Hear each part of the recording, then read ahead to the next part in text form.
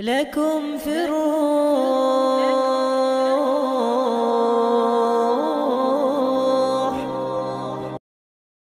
بسم الله الرحمن الرحيم. الحمد لله وكفى وسلام على عباده الذين اصطفى أما بعد.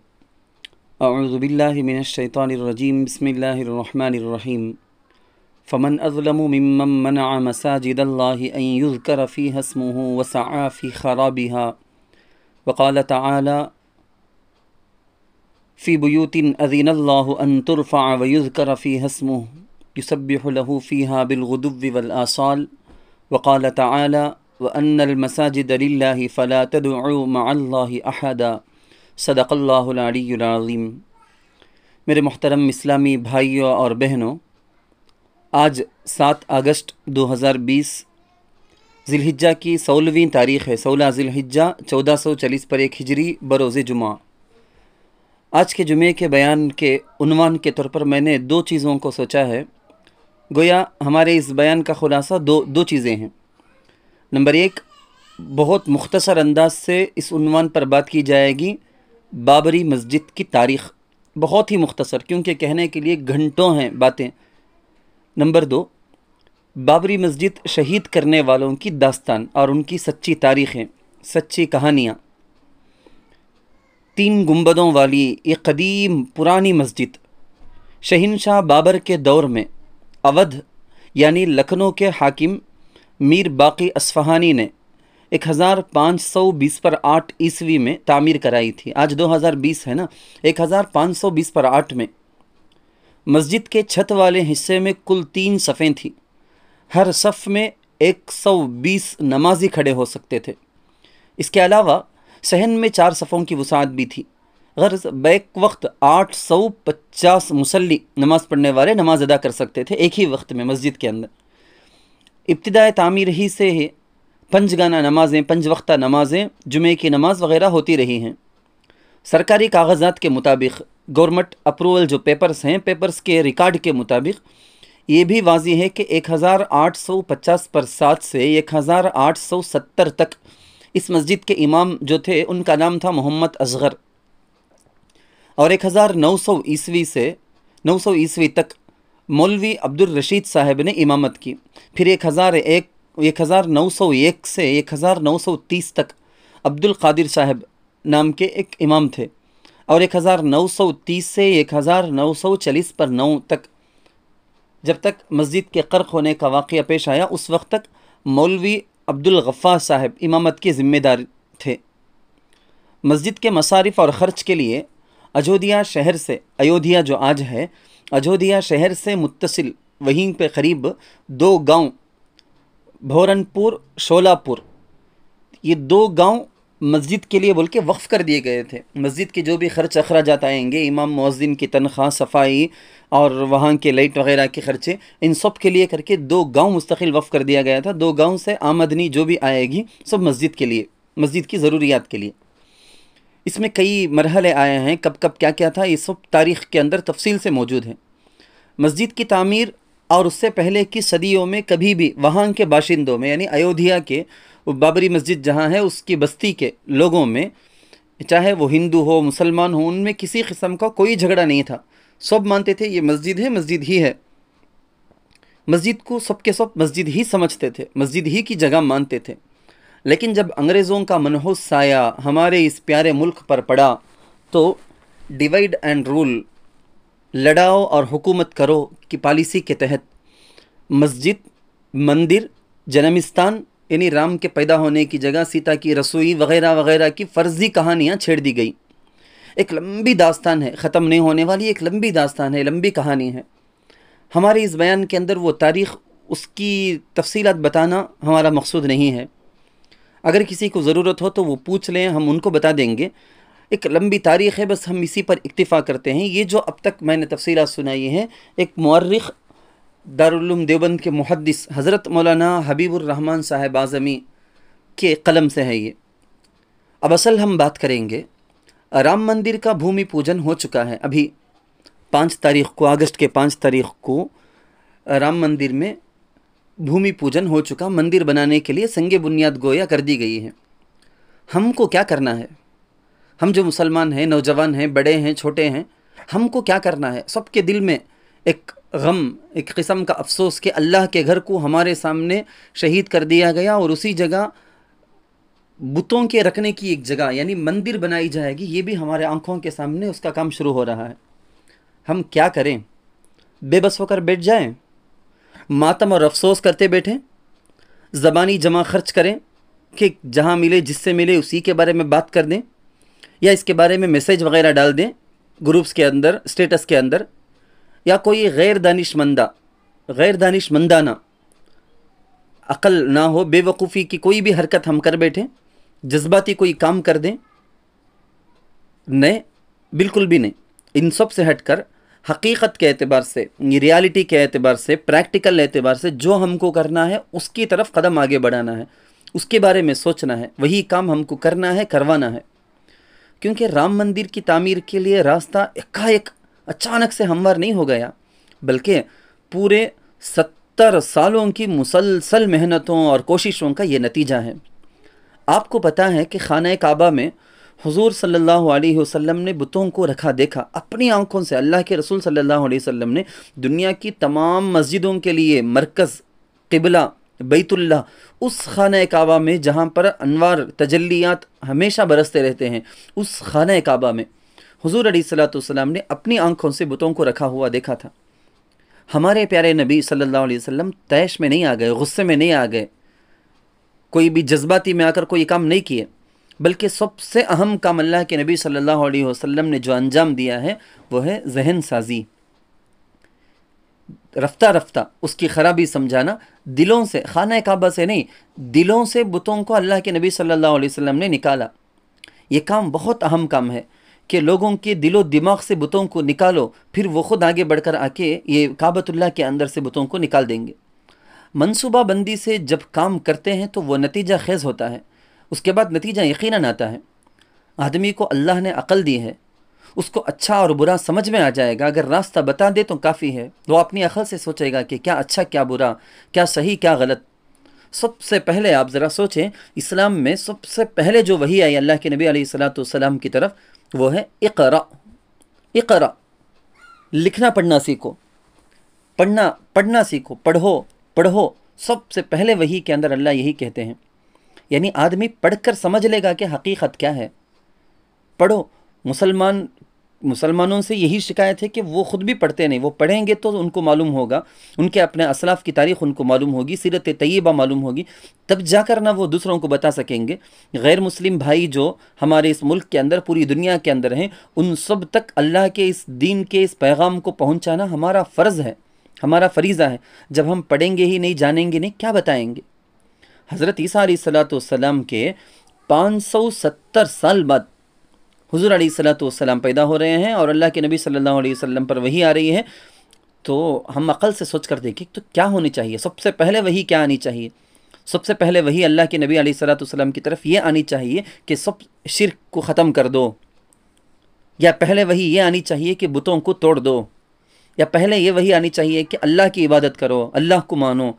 नमाज़ पढ़ने के बारे में, शिर्क की नफ़ी के बारे में, बुतों को तोड़ने के बारे में, शराब के बारे में, ज़िना के बारे में, जुए के बारे में नहीं।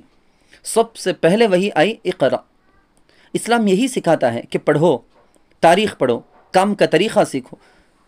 हम कुरान पढ़ें, कुरान के मज़ामीन में गौर करें, या किसी से सुने, सीरत पढ़ें। सीरत को हमारे ज़माने के जो मसाइल हैं उनका हल निकालने के अंदाज से इसी सोच में हम पढ़ें तो हमको सारी चीज़ों का हल सीरत तय्यबा से, हुज़ूर अलैहिस्सलातु वस्सलाम की सीरत से, सहाबा की तारीख़ से हमको मालूम हो जाएगा। मुसलमानों को चाहिए कि काम का तरीक़ा सीखें। गैर मुस्लिम भाइयों के दिलों में हकीकत, हक़ जो चीज़ है, हक़ और इस्लाम के चराग़ को रोशन करना, यही हमारी असल ज़िम्मेदारी है। जो भी इस्लाम में आया है, देख कर, समझ कर, पढ़ कर, जांच कर ये आया। ज़बरदस्ती को ना कोई आया ना उसको लाया गया। आज तक ये इस्लाम की तारीख़ है। इस्लाम के अंदर ज़बरदस्ती किसी को मुसलमान बनाकर काउंटिंग, मुसलमानों की काउंटिंग, तादाद को बढ़ाना हमारा मकसद कभी नहीं था, ना है, न रहेगा, क्योंकि ऐसे इस्लाम का एतबार ही नहीं है। ज़बरदस्ती कोई भी मुसलमान आज तक नहीं हुआ है, ना ही इस्लाम इसको चाहता है। अल्लाह इसको पसंद नहीं करते, अल्लाह के रसूल इसको पसंद नहीं करते। ला इकराह फिद्दीन क़द तबय्यन रुश्द मिनल गय्य। किसी शायर का शेर है, उठ कि अब बज़्म में जहां का और ही अंदाज है, उठ कि अब बज़्म में जहां का और ही अंदाज है, मशरिक़ व मग़रिब में तेरे दौर का आगाज़ है। अब हम मुख्तसर अंदाज से आपके सामने बाबरी मस्जिद शहीद करने वालों की जो सच्ची दास्तान है, इबरत अंगेज़ जो हकीकी कहानियाँ हैं, तारीख़ है, उसको सुनाना चाहेंगे। करीब आज से 70-80 या 70 साल पहले हिंदुस्तान की एक यादगार मस्जिद ने, आज से 70 साल पहले नहीं, चंद साल पहले हिंदुस्तान की एक यादगार मस्जिद, एक अल्लाह का घर, उसको शहीद किया गया। शहीद करने वाले नासमझ लोगों में जितने भी थे, उनमें पेश पेश सबसे आगे आगे रहने वाले, बल्कि सबसे पहले खुदाल यानी सब्बल उस मस्जिद के, यादगार तारीख़ी मस्जिद के बड़े आलीशान गुंबद पर चलाने वाले में सबसे पहले सब्बल चलाने वाला एक नौजवान जिसका नाम है बलबीर सिंह। उसका किस्सा मैं सुनाना चाहता हूँ आपको। बहुत ही दिलचस्प कहानी है। सूबह हरियाणा, हरियाणा एक स्टेट जो है, सूबह हरियाणा में वाक़ई पानीपत के करीब एक शहर में, एक गांव में ये पैदा हुए थे एक नौजवान। उनके वालिद दौलत राम एक टीचर थे स्कूल के, बिल्कुल सेक्युलर माइंड के, मोहब्बत वाले ख़यालात और नज़रियात थे। सबको लेकर चलना, सबके साथ मोहब्बत से पेश आना, यही उनके माइंड में।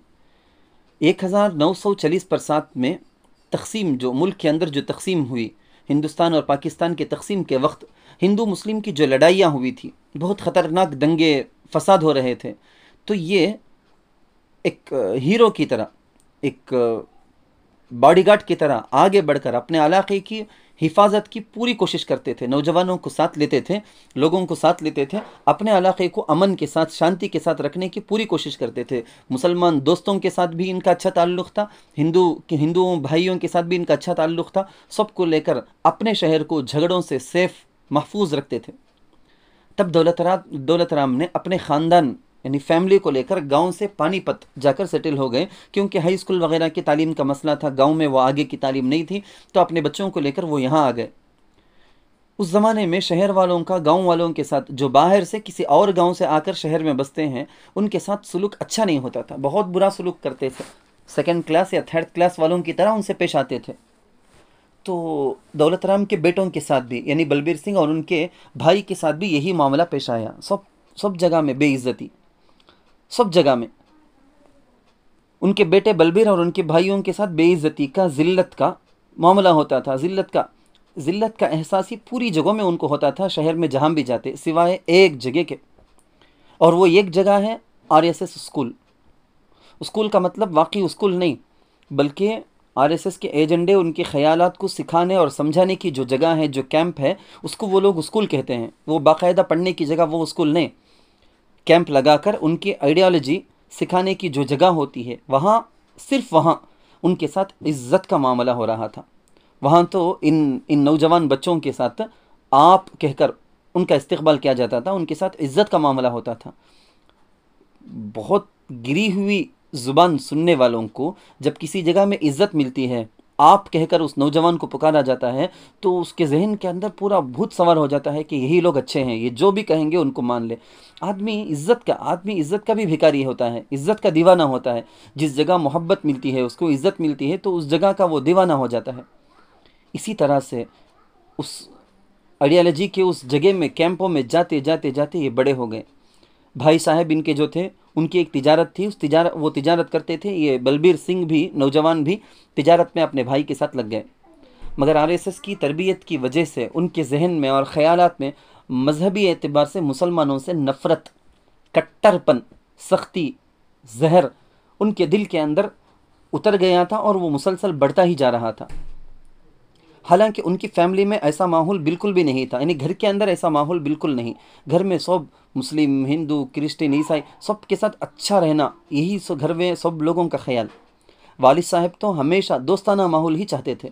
चुनाचे इनके ख़यालात और नज़रियात को, जिनको वो कैंपों से सीख कर आते थे और सख्त बनते थे, सख्त ज़ुबान, सख्त काम करते थे मुसलमानों के ख़िलाफ़, इन सब चीज़ों में उनका साथ घर वाले नहीं देते थे। घर वालों की बिल्कुल तायद नहीं थी। बलबीर सिंह के दिल में हमेशा मुसलमानों और मस्जिदों के ख़िलाफ़ एक गुस्सा भरा रहता था। बल्कि उस ज़माने के अक्सर नौजवानों का जिनका ताल्लुक़ हिंदू धर्म के किसी भी ज़ात से हो, ऐसे ही जहन साजी उनको की जा रही थी। कैंप लगा लगा कर, कुछ खिला पिला कर उनकी ऐसी जहन साजी की जा रही थी कि उसकी वजह से एक बड़ा तबक़ा इसी तरह मुसलमानों से, मस्जिदों से नफ़रत करने वाला तबक़ा तैयार हो रहा था। उस RSS स्कूल में उनको इस्लाम की गलत तारीख़ बताई जा रही थी। तमाम मुसलमान बादशाहों से, मुसलमान रहबरों से मुताल्लिक़ गलत सलत तारीख़ें बताई जा रही थी। उन्हें ये बताया जा रहा था कि मुसलमान बादशाह आकर हमारे मंदिरों को तोड़कर मस्जिद बनाए। गलत बातें बताई जा रही थी। उनको बताया जा रहा था कि हमारी मुसलमानों के बारे में ये गलत बात बताई जा रही थी कि ये लोग हमारी औरतों, हमारे बच्चों के साथ गलत मामला किए थे। इस तरह की और भी आयल फैल की और उल्टी सीधी बहुत सी झूठी बातें बना बना कर मुसलमानों से नफ़रत दिलाने के लिए उनकी अच्छी तरबियत की जा रही थी। ये चूँकि एक कड़ेल नौजवान थे तो उन्हें जोश और जज्बा दिलाया गया कि उनके इमोशंस के साथ खेला जा रहा था कि अपनी जवां मर्दी को साबित करो, तुम जवान हो, तुम्हारी जवानी को हमारी कौम की इज़्ज़त के लिए, हमारी औरतों और बच्चों की हिफाजत के लिए, हमारे मंदिर को बनाने के लिए तुम इस्तेमाल करो। तो इस तरह के अजीब अजीब, उनसे अपनी जगह को जुल्म जबर के साथ वापस लो वग़ैरह वग़ैरह, बहुत किस्म की तालीमें उनको दी जा रही थी। बिलाखिर वो दिसंबर की 6 तारीख़ आई जब बाबरी मस्जिद को शहीद करने का उन लोगों ने मंसूबा बना लिया था। बाबरी मस्जिद शहीद करने के लिए जाने वाली टीमों में, हर तरफ से जो टीमें आ रही थी, उन टीमों में बड़ी दिलचस्पी से ये शरीक हुए, गए, हिस्सा लिए, गए। बल्कि नज़दीक जाकर जब अभी बाबरी मस्जिद का ताला खोलना, अंदर जाना, चढ़ना वगैरह था, तो ऐसे वक्त में तो गोया उन्होंने रनिंग रेस में जिस तरह दौड़ते हैं ना, इस तरह वो दौड़ लगाने लगे, रेस में दौड़ लगाने की तरह। सबसे पहले दौड़कर दीवार पर चढ़कर, गुंबद पर चढ़कर अपना सब्बल लेकर गुंबद पर चढ़ गए। जैसा कि नेट के अंदर उसकी इमेजेस भरी पड़ी हैं, उसी से आप देख सकते हैं। उसमें एक नौजवान है, बिल्कुल एक नौजवान सब्बल लिया हुआ गुंबद पर चलाता है, वो वही हैं, वो बलबीर सिंह। ज़बरदस्त तोड़ फोड़ किए, जो करना था वो किए। वापस वहाँ से वो अयोध्या से पानीपत को आए। पानीपत के RSS स्कूल की तरफ से और शहर में हिंदू तंजीमों की तरफ से उनका इस्तकबाल किया गया। कैसे? एक बड़े हीरो को जिस तरह उनका वेलकम किया जाता है, इस्तकबाल किया जाता है, ऐसे अंदाज से उनका इस्तकबाल किया गया। मगर ये सब के सब हीरोगिरी, ये हीरोपन, ये सब के सब बाहर था। मगर जब घर गए, दरवाज़ा खुलना था तो ये ज़ीरोगिरी में बदल गया। वालिद साहब ने लात मार कर घर से भगा दिया कि आइंदा कभी अपना चेहरा मत दिखाना, यहाँ मत आना। क्योंकि घर वाले इस नफ़रत को बिलीव नहीं करते थे, उनका ये ख्याल ही नहीं था। जब घर वाला इतनी बड़ी नफ़रत फैलाने वाला काम करके आया तो उनको बिल्कुल भी बर्दाश्त नहीं हो रहा था। एक ज़माना गुज़रा, वाक़या बहुत तवील है, बहुत लंबी कहानी है, दास्तान है। मुख्तसर ये कि एक लंबा ज़माना गुज़रा, गलियों में, कुचों में, मैदानों में, जंगलों में ये मारे मारे फिरते थे। नफ़रतें पूरे हिंदुस्तान के अंदर फैलने लगी थी। इनको अपनी जान का भी डर होने लगा था। वो ख़ुद अपनी इंटरव्यू के अंदर बताए हैं कि किसी भी दाढ़ी वाले मुसलमान को देखते तो डर जाते कि इनको पता चल गया होगा, मैंने ही सब्बल चलाया था, मेरी जान की खैर नहीं, ये इनको डर होने लगा था। एक ज़माने के बाद घर वापस आए, पता चला कि वालिद साहब का इंतकाल हो गया है, वालिद साहब चल बसे हैं। घर वाले अभी भी जमाने के लिए तैयार नहीं, बड़ी सख्ती के साथ दंड पिलाकर भगा दिए कि तुम्हारे उस गलत हरकतों की वजह से डिप्रेशन के शिकार होकर, उसी सोच में कि मेरा बेटा इसी नफ़रत फैलाने वाला काम कर दिया, इसी सोच में सोचते सोचते सोचते वो बीमार पड़े, मर गए। ये सब तुम्हारी ही वजह से है, अब तुम्हारे लिए इस घर में कोई जगह नहीं। बाहर निकाल दिए गए। अब इसके बाद उनकी मुलाकात एक हिंदू भाई से हुई जो उस वक्त तक मुसलमान हो चुके थे। उनका नाम था योगेंद्र पाल। ये शख्स वो गैर मुस्लिम थे पहले, अब नौ मुस्लिम थे, जो कि बाबरी मस्जिद को शहीद करते वक्त बलबीर सिंह के साथ ही थे, मगर अब मुसलमान हो गए हैं। उनसे मिलकर बलबीर सिंह को बड़ा ताज्जुब हुआ। देखिए, बाबरी मस्जिद शहीद करने वाले 2 अब तक आ गए हैं, तो गोया 2 की कहानी आप सुन रहे हैं, सच्ची दास्तान सुन रहे हैं। बलबीर सिंह को बड़ा ताज्जुब हुआ। नौ मुस्लिम अपने योगेंद्र जो पहले का नाम था योगेंद्र पाल, उनसे वो बलबीर सिंह कहने लगे कि मेरी बेइत्मीनानी और परेशानी बढ़ गई थी, मेरी परेशानी बेइत्मीनानी बढ़ गई है, मैं परेशान हूँ। अब तुमको देखने के बाद और भी परेशानी बढ़ गई है कि क्या माजरा है। तुम ही तो आकर मेरे साथ आके मस्जिद को तोड़े थे ताकि मंदिर बनाई जाए, अब तुम खुद मुसलमान होकर मस्जिद को बनाने वाले, मस्जिद चाहने वाले मुसलमानों में शामिल हो गए। तो उन्होंने योगेंद्र पाल ने भी वही कहा जब से वो मस्जिद शहीद करके आए हैं, जब से मेरी ज़िंदगी के अंदर बेइत्मीनानी और परेशानी, कहीं सुकून नहीं, कहीं सुकून नहीं, ज़िंदगी गोया जहन्नम बन गई थी। अब जब मैं मुसलमान हुआ, अब दिल को सुकून मिला है। दरमियान में एक लतीफ़ा कहकर मैं आगे बढ़ूँ। कल एक साहब ने एक मैसेज ये भेजा था कि अब पूरी दुनिया को पता चल गई है कि राम को भी मस्जिद में आकर ही सुकून मिला है। खैर ये एक लतीफ़ा है, समझने वाले समझ गए होंगे। हासिल हकीकत ये है कि इस्लाम में ही सुकून है। बलबीर सिंह को एहसास हुआ कि मेरा भी तो यही हाल है, कि वहशत और घबराहट में मैं भी तो हूँ। तो इसके बाद वो मुजफ्फरनगर फुलत के हज़रत मौलाना कलीम सिद्दीक़ी साहब दामत बरकातहुमुल आलिया, अल्लाह पूरी उम्मत की तरफ से उनको जज़ाए खैर दे कि इस काम को वो मुसलसल अपना ओढ़ना बिछोना बनाकर ज़िंदगी का मिशन बनाकर वो कर रहे हैं। गैर मुस्लिमों में इस्लाम की दावत, इस्लाम का तारुफ़, अल्लाह रसूल का तारुफ़ करवाने का काम। उनकी हज़रत से मुलाकात उनकी बलबीर सिंह की 1990 पर 3 में हुई। हज़रत इमाम वलीउल्लाह ट्रस्ट, जमात इमाम Waliullah trust and charity foundation चलाते हैं। वहाँ मदरसा भी है, मस्जिद भी है, दूसरे सब काम भी करते हैं हज़रत खैर के काम। वहाँ जाकर मदरसे में रहकर बलबीर सिंह ने हज़रत से मुलाकात की। बात करने के बाद उन्होंने वहाँ इस्लाम की किताबों का, इस्लामी किताबों का, कुरान के तर्जमे सब उन्होंने मुताला किया, पढ़ा, समझा, क्योंकि पढ़े लिखे नौजवान थे। फिर जाकर उन्हीं बलबीर सिंह को समझ में आया कि इंसानियत का असली मज़हब तो इस्लाम है। पूरी दुनिया में जितने इंसान हैं, सब इंसानों के लिए असल मज़हब तो इस्लाम है। इसी इस्लाम पर हर बच्चे का जन्म होता है, हर बच्चा पैदा होता है इसी इस्लाम पर, इसी में सब चीज़ों का हल है। तो उन्होंने वहीं रहकर इस्लाम कबूल कर लिया। दोस्त की बात या जज्बात में आकर मुसलमान नहीं हो गए थे। आप अच्छी तरह समझें, बलबीर सिंह ने अपने दोस्त योगेंद्र पाल की बातों में आकर या जज्बात में आकर या डर की वजह से इस्लाम हरगिज़ कबूल नहीं किए, बल्कि बैठे, पढ़े, समझे, तब जाकर उन्होंने कबूल किया। बल्कि आपको एक और बात मैं बताऊं, बलबीर सिंह ने तो मौलाना से ये कहा था कि आप लोग इस मदरसे में क्या सिखाते हो, मैं यहाँ चंद दिन रहकर, वो नौजवान कहता है हज़रत से, मैं यहाँ चंद दिन रहकर देखना चाहता हूँ कि यहाँ क्या होता है, और इस्लाम का मुताला करना चाहता हूँ, सारी चीज़ों को जानना चाहता हूँ, मुताला करना चाहता हूँ। तो बड़े पुरसुकून अंदाज में हज़रत ने जवाब में कहा, क्या मालूम अल्लाह की क्या मसलहत है। हो सकता है तुमने बाबरी मस्जिद को, एक मस्जिद को जो ढाया है, उस ढाने के बदले में हो सकता है अल्लाह तुमसे 100 मस्जिदों की तामीर और आबाद करी का काम ले ले। तो बलबीर सिंह जो मुसलमान हो गए, वो आज तक भी कहते हैं कि ये जुमला, हज़रत का जो जुमला था, वो जुमला हज़रत उनके दिल के अंदर ऐसा पैवस्त हो गया, जो या रख कर सी देते हैं ना, ऐसा जाके जम गया। उन्होंने अपनी ज़िंदगी का मकसद ही यही बना लिया।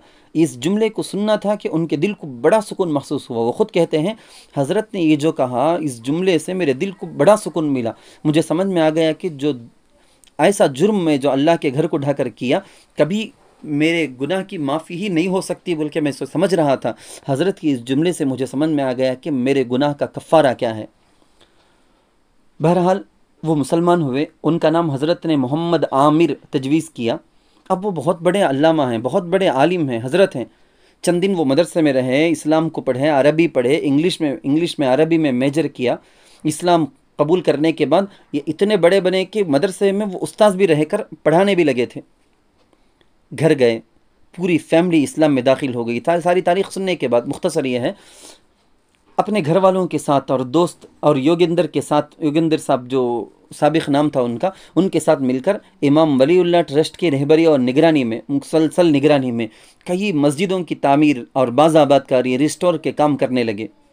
ऐसी जगहों में जहाँ वक्फ बोर्ड वालों को भी पता नहीं कि वहाँ मस्जिदें हैं, पुराने ज़माने की मस्जिदें हैं, वहाँ सब जाते थे। कुओं के अंदर, महलों के अंदर या खंडरात के अंदर, झाड़ियों के अंदर छुपे हुए, घासों के अंदर छुपे हुए कई पुरानी मस्जिदों को उन्होंने जाकर उसको साफ़ सफाई करके उसको बाज़ाबादकारी का काम, रिस्टोर का काम अंजाम दिया है। उन्होंने अपनी ज़िंदगी का एक मिशन बना लिया है कि 100 मस्जिद, उन 100 मस्जिदों में से 2-3 साल कबल तक खबर पहुंची थी हमको कि 90 मस्जिदों से ज़्यादा का काम उन्होंने अंजाम दे दिया है। मेरे ख़्याल में अब तक तो 100 मस्जिद का काम मुकम्मल हो गया होगा, मुझे अब तक उसका इल्म नहीं है। उसी वक्त 90 से ज़्यादा का काम तो वो अपने 100 के वादे में पूरा कर चुके थे। वो अपने एक इंटरव्यू में कह रहे हैं कि इस मुल्क के हिंदू सब के सब अच्छे दिल के हैं, सब हिंदू भाई अच्छे दिल के, मगर उन तक इस्लाम नहीं पहुंचाया गया। यही मुसलमानों की कमी है, यही हमारी कमी है। तक़सीम हिंद के मौके पर मुसलमानों के बाहर चले जाने से और दीगर कई वाक़यात की बुनियाद पर, अभी कहने के लिए वक्त नहीं, कई चीज़ों की बुनियाद पर दिलों में जो गुस्सा था ना, उसका चंद तंजीमों ने, जो कट्टर नफ़रत फैलाने वाली, इंसानियत के ख़िलाफ़ रहने वाली तंजीमों ने उसका इस्तेमाल कर लिया। बस जब लोगों को एक चीज़ की ज़रूरत होती है तो उस वक्त प्रोडक्ट तैयार करके लोगों की ज़रूरत को पूरी करने के लिए जो चीज़ आएगी वो अच्छी है या बुरी है वो नहीं देखा जाएगा, उस वक्त लोगों की ज़रूरत को पूरी करने के अंदाज से उसका इस्तेमाल कर लेना। इस चालाकी से कुछ तंजीमों ने काम किया, अब वो खाकम बदहन, अब वो कामयाब नज़र आ रहे हैं हमारी आंखों के सामने। हिंदुस्तान और पूरी दुनिया के इंसानों के ख़िलाफ़ एक बड़ी साजिश की गई थी। उसी के वो हज़रत मौलाना मोहम्मद आमिर साहब कहते हैं, जो नौ मुस्लिम हैं, वो कहते हैं कि उसी का मैं भी शिकार होकर बाबरी मस्जिद को शहीद किया था। एक तीसरे जामबाज कार सेवक का वाक़या मैं आपको सुनाऊं। हज़रत मौलाना कलीम सिद्दीकी साहब दामत बरकातुहुम फरमाते हैं, बाबरी मस्जिद शहीद करने में जितने कार सेवक थे, हिंदू तंजीमों की तरफ से आए थे, बढ़ चढ़ कर हिस्सा लेकर, डायरेक्ट उन्होंने अपने हथियारों से काम किया था। उनमें से लीड करने वाले, जो लीडर किस्म के आगे आगे रहने वाले थे ना, लीड करने वाले 20 पर 9 कार सेवक, 20 पर 9 या 30, अब तक तो और ज़्यादा हो गए होंगे, ये बात भी हज़रत की 4 साल 5 साल पहले की है। ये 20 पर 9 कार सेवक दावती काम में हज़रत मौलाना कलीम सिद्दीकी साहब दामत बरकातुहुम के साथ मुसलमान होकर दावती काम में शामिल हो गए हैं, यानी गैर मुस्लिमों तक इस्लाम की दावत पहुँचाने का काम वो कर रहे हैं मुसलमान होकर।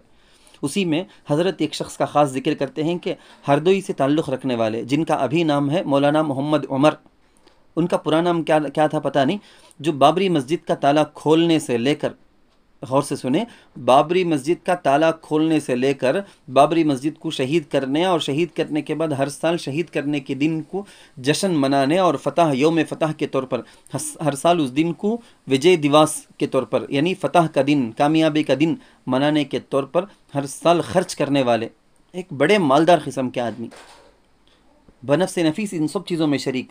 ख़ुद उन्होंने मौलाना को बताया था कि 1990 पर 3 में 6 दिसंबर को मैंने योम फ़तह मनाते हुए, हर साल मनाते थे, 90 पर 3 में फ़तह का दिन, कामयाबी का दिन जो मनाया था, सिर्फ उस एक दिन उन्होंने 4500 4,500 लोगों की दावत की थी।